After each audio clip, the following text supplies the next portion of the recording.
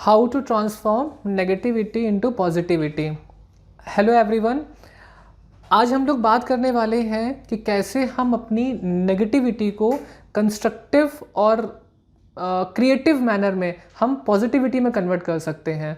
देखिए, हमारी पर्सनैलिटी का पार्ट होता है इमोशन, चाहे वो पॉजिटिव इमोशन हो, नेगेटिव इमोशन हो। हम एंगर की बात करें, हम फ्रस्ट्रेशन की बात करें, हम हैप्पीनेस की बात करें, या हम स्ट्रेस की बात करें, हम जॉवियल फील कर रहे हैं, एक्साइटेड फील कर रहे हैं, या ड्राउजी फील कर रहे हैं, डल फील कर रहे हैं। जितने भी टाइप के हमारे इमोशंस हैं, ये सब हमारी पर्सनैलिटी के पार्ट होते हैं। कोई भी इमोशन ख़राब नहीं होता है, ये हमारे बॉडी का पार्ट है। हमें इस चीज़ को एक्सेप्ट करना पड़ेगा कि कोई भी इमोशन जो हमारे सामने आ रहा है, जो हम फील कर रहे हैं, जैसा भी फील कर रहे हैं, ये हमारे एक मेंटल स्टेट का पार्ट है और इससे हमें घबराने की ज़रूरत नहीं है। तो आज हम लोग इसी पे डिस्कस करेंगे कि हम कैसे इस नेगेटिविटी को, या जो हम नेगेटिव फील कर रहे हैं, डल फील कर रहे हैं, उसको कैसे हम कन्वर्ट कर सकते हैं एक क्रिएटिव फॉर्म में पॉजिटिविटी की तरफ या पॉजिटिव फीलिंग की तरफ। उसके लिए जो सबसे पहला पॉइंट है वो ये है कि हमें अपने इमोशंस को समझना पड़ेगा, उन्हें एक्नॉलेज करना पड़ेगा कि जो भी इमोशन है, जो हमारे किसी भी फैक्टर से ट्रिगर होकर के आया है। अगर हम गुस्सा कर रहे हैं बहुत ज़्यादा, बहुत सारे लोगों को गुस्से में प्रॉब्लम होती है कि उन्हें लगता है कि यार मुझे गुस्सा बहुत आ रहा है, इससे तो मेरा भी नुकसान हो रहा है, सामने वाले का भी नुकसान हो रहा है। ये इंसाइट होता है, लेकिन फिर भी हमें लगता है कि नहीं, हमारा गुस्सा बहुत बुरा है। हम बार बार बोलते भी हैं कि देखो मेरा गुस्सा बहुत बुरा है और मेरे से बच के रहना, पर ऐसा नहीं है।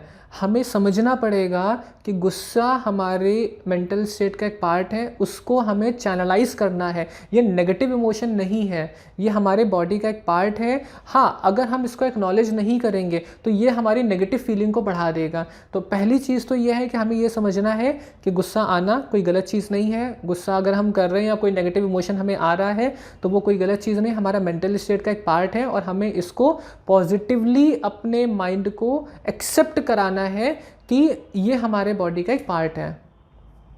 यहाँ पर आता है एक्सेप्टेंस, कि हम अपने जो भी इमोशन हमारे आ रहे हैं उन्हें हम एक्सेप्ट करें। जितना जल्दी हम उनको स्वीकारेंगे कि ये हमारा कोई ख़राब चीज़ नहीं है, हमें इसको डील करना सीखना है, इसको हमें हैंडल करना सीखना है, उतनी ही जल्दी हम अपने इमोशंस को समझ पाएंगे। हमें इमोशंस को दबाना नहीं है, हमें इमोशंस को समझना है, उनको डील करना है, उनके साथ में हमें कोपिंग मैकेनिज़्म उनका समझना है कि कैसे हम उनको कोप अप कर सकते हैं।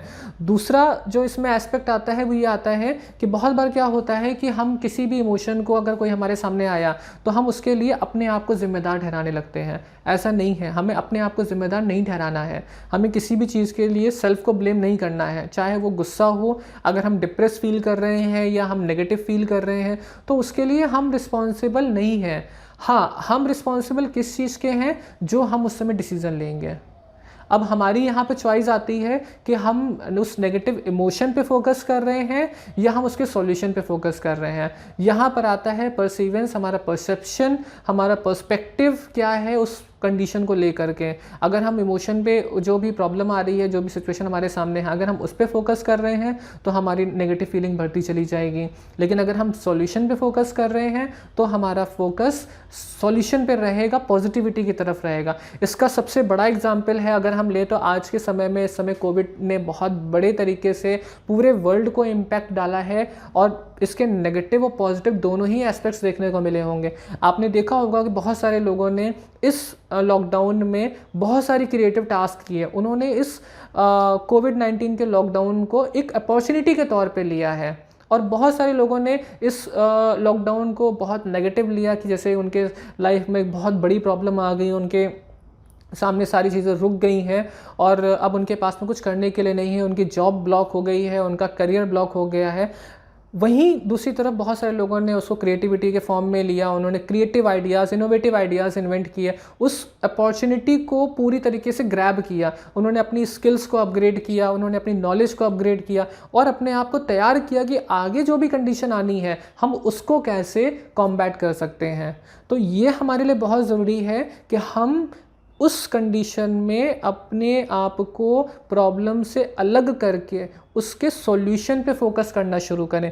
तो जो तीसरा पॉइंट है वो ये है कि आपको उस प्रॉब्लम के वेरियस पर्सपेक्टिव से देखना है उस प्रॉब्लम को। जब आप बीइंग अ ऑब्जर्वर उस प्रॉब्लम को आप नोटिफाई करते हैं, आप ये समझ लीजिए कि वो प्रॉब्लम आपकी नहीं है, किसी और की प्रॉब्लम है, और अगर कोई और व्यक्ति उस प्रॉब्लम को देख रहा है तो वो उसके क्या क्या सॉल्यूशंस निकाल सकता है। जब आप सॉल्यूशंस पे फोकस करना शुरू करते हो, आप उसके अलग अलग डायमेंशन से उसको देखना शुरू करते हो, तो आपको उस प्रॉब्लम से पॉसिबिलिटीज़ दिखना शुरू होती हैं। हर एक चीज़ में पॉसिबिलिटीज़ होती हैं, हर एक चीज़ में पॉजिटिव कॉन्सिक्वेंसेस भी होते हैं, नेगेटिव कॉन्सिक्वेंसेस भी होते हैं। अगर हम नेगेटिव कॉन्सिक्वेंसेस लेके चलेंगे तो हमारे इमोशंस उसी के अकॉर्डिंग होंगे और हमारा बिहेवियर उसी के अकॉर्डिंग रिएक्ट करेगा, हमारी बॉडी रिएक्ट करेगी। अगर हम उसके पॉजिटिव कॉन्सिक्वेंसेस पे फोकस करेंगे तो हमें उसी के अकॉर्डिंग रिजल्ट्स देखने को मिलेंगे। इसको अगर हम एग्जाम्पल के तौर पर बात करें तो जैसे मान लीजिए कोई पर्सन है, कोई एंटरप्रेन्योर है, वो अपना नया बिजनेस स्टार्ट करने जा रहा है। अब उसके माइंड में आता है क्या मैं नया बिज़नेस स्टार्ट करने जा रहा हूँ, पता नहीं ये चलेगा या नहीं चलेगा, मेरे सामने इतने सारे चैलेंजेस आ रहे हैं, मैंने तो अभी स्टार्ट भी नहीं लिया है और मेरे सामने प्रॉब्लम्स खड़ी हैं, मुझे लीगल कॉम्प्लिकेशंस हैं, मेरे पास में रॉ मटेरियल की प्रॉब्लम है, मेरे पास रिसोर्सेज की प्रॉब्लम है। तो अब यहाँ पर क्या हो रहा है, हमारा जो माइंड है वो पूरी तरीके से प्रॉब्लम पे फोकस्ड है, हम सॉल्यूशन तो देख ही नहीं रहे हैं। तो अगर हम यहाँ पर अपने आप को प्रॉब्लम से डिटैच कर रहे हैं और हम सिर्फ सॉल्यूशन पे फोकस करना शुरू करेंगे, उसके डायमेंशंस देखेंगे, उसके एंगल्स देखेंगे, हम ये देखें कि जो भी ऐसे लोग हैं एंटरप्रेन्योर हैं जिन्होंने ऑलरेडी इस फील्ड में काम किया हुआ है, उन्होंने क्या क्या चैलेंजेस फेस किए थे, उन्होंने किस किस तरीके से अपने आप को इन चैलेंजेस से बाहर निकाला है, तो वो हमारे हेल्प करेगा टूवर्ड्स कंस्ट्रक्टिव हमें उस चीज़ को मूव कराने के लिए। हमारा जो इमोशनल कॉन्फ्लिक्ट हुआ वहाँ पे, वो इमोशनल कॉन्फ्लिक्ट से हम पॉजिटिव कॉन्फ्लिक्ट की तरफ मूव करेंगे। इसका एक और एग्जांपल हम ले सकते हैं, बहुत सारे लोग होते हैं रिलेशनशिप फेलियर से गुजरते हैं और उनको बहुत ज़्यादा नेगेटिविटी फील होती है, बहुत ज़्यादा डल फील करते हैं। तो रिलेशनशिप में फेलियर ये आपकी गलती नहीं है, जैसा कि मैंने अभी आपको ऊपर बताया था कि अपने आप को ब्लेम नहीं करना है। तो रिलेशनशिप का फेलियर आपकी रिस्पॉन्सिबिलिटी नहीं है, आपकी गलती नहीं है। यहाँ पर आपको ये समझना है कि आपने टाइमली, आपके सामने अलर्ट आया, टाइमली आपके सामने कंडीशंस हो गई कि आपका रिलेशनशिप का जो ट्रुथ था वो आपके सामने आया और आप उस चीज़ से बाहर आ गए, आपको समय पर चीज़ें पता चल गई और आपको आगे बढ़ने में ये हेल्प करेगा ताकि आप एक अच्छे पर्सन के साथ में, एक सही पर्सन के साथ में रिलेशनशिप आपका आगे बढ़ सके। तो जो भी चीज़ें होती हैं हमारी लाइफ में, उनके पॉजिटिव और नेगेटिव दोनों एस्पेक्ट्स होते हैं। अब ये हमारे ऊपर है कि हम कौन से कॉन्सिक्वेंसेस पे अपना जो फोकस है वो हम डाल रहे हैं। हम जनरली, हमारा जो बिलीफ सिस्टम होता है, बिलीफ सिस्टम जो हमारे एक्सपीरियंसेस पे बनता है, हम उसी के अकॉर्डिंग ही हमारे इमोशंस भी फॉर्म होते हैं। तो अगर हम अपने बिलीफ सिस्टम को चेंज करेंगे तो हमारे इमोशंस भी उसी के अकॉर्डिंग हमारे फॉलो करते जाएंगे। इमोशंस सिर्फ और सिर्फ एक पार्ट है, इसको आप जितना ज़्यादा आप अपने आप को इसको एक्नॉलेज करेंगे उतनी ही जल्दी आप इन चीज़ों से ओवरकम कर पाएंगे। अब यहाँ पर बात आती है कि अगर हम इसकी बात करें कि कैसे हम अपने नेगेटिव इमोशंस को डील कर सकते हैं, कैसे हम क्रिएटिव और इनोवेटिव फॉर्म में उनको हम फॉर्म कर सकते हैं। तो देखिए, जब भी हमारे सामने कोई कंडीशन आ रही है तो पहली चीज़ तो ये है कि अपने आप को काम डाउन रखिए। कोई भी प्रॉब्लम, कोई भी सिचुएशन, कोई भी सर्कमस्टांसेस हमारे हाथ में नहीं है, उसका रिज़ल्ट, उसमें जो हम डिसीज़न लेंगे वो हमारे हाथ में है। प्रॉब्लम से घबराना नहीं है, प्रॉब्लम को फेस करना वो हमारे हाथ में है कि हम कैसे उस चीज़ को फेस करते हैं। तो जब हम कंस्ट्रक्टिव, इनोवेटिव और क्रिएटिव थिंकिंग को अपनी एक्टिवेट करेंगे, हम प्रॉब्लम के डायमेंशंस को हम चेंज करने की कोशिश करेंगे, जितना ज़्यादा हम उसमें इनोवेशन डालेंगे, जितना ज़्यादा हम क्रिएटिविटी इन्वॉल्व करेंगे उसमें, जितने ज़्यादा हम पर्सपेक्टिव्स इन्वॉल्व करेंगे, जितने एंगल से हम उस प्रॉब्लम को देख सकते हैं उतने एंगल से हम उस प्रॉब्लम को देखेंगे, तो आप देखोगे कि आप कैसे आप उस नेगेटिव इमोशन को चैनलाइज कर पाओगे पॉजिटिव इमोशन की तरफ। इसके अलावा अपने आप को काम डाउन रखने के लिए, अपने नेगेटिव इमोशंस को काम डाउन करने के लिए आप ब्रीदिंग एक्सरसाइज कर सकते हैं। रिलैक्सेशन टेक्निक्स बहुत सारी होती हैं जो आपको उस कंडीशन में काम डाउन रखती हैं।